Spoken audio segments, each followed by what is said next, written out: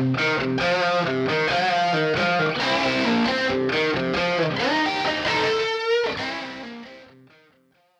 it really?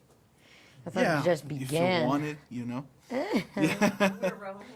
Okay, so after all these years, how good is it to be back to this all action? Oh, it's fun, you know? I mean, it's just one of those flicks that you do to, like, give people a good ride. Yeah. And, you know, you have an amazing time doing it because you're around familiar people.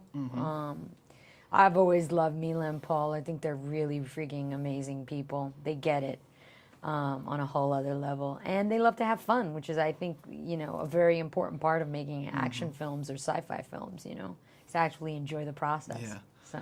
And how different was for you now? Did you like make a marathon watching all those movies? No, because I've seen them throughout the years, you know. I like Paul's new approach, you know, of kind of like evolving into bringing some of the original characters from the video game in.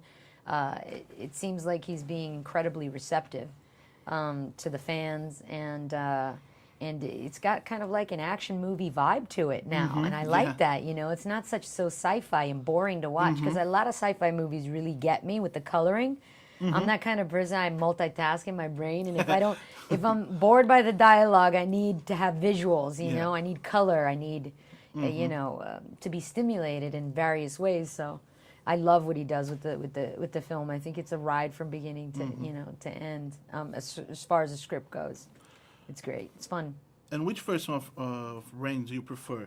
The hero, the villain, or the girl in high heels protesting against weapons? The villain. The villain sounds like it just has more fun. You know, it just, you always have more fun being the villain. Yeah, well, I mean, she's actually doing stuff. It's kind of like when I was a kid, you know, not being attracted to Barbie dolls because they didn't do all the cool stuff that all the G.I. Joe toys did, or the Transformer toys.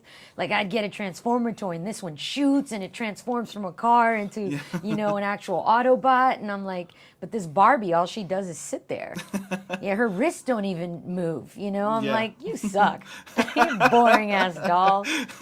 Kind of thing. It's the same thing with the movies, you know. I get kind of bored with the dramas and the, you know, romantic. If you could play any part you want, who would it be? Like, what it would be? If I could play any part that I want, it would be a mixture of Catwoman and Wonder Woman, and it would be a superhero that doesn't exist yet because nobody's known how to write her. So, yeah, that would be it. But, you know, it's either I got to pick up the pen and write it myself. Yeah. But maybe by the time I do that, I'll find some younger actress who'd be, you know, better at the part than me.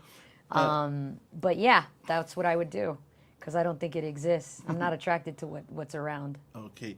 And did you hear about the female version of the Expendables? Can we already line up to see you there? I think it's impossible right now for somebody like me, because there's so much...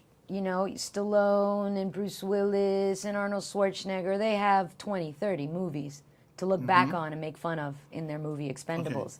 And that's what I think Expendables is. It's like the Tropic Thunder of making fun of what we did.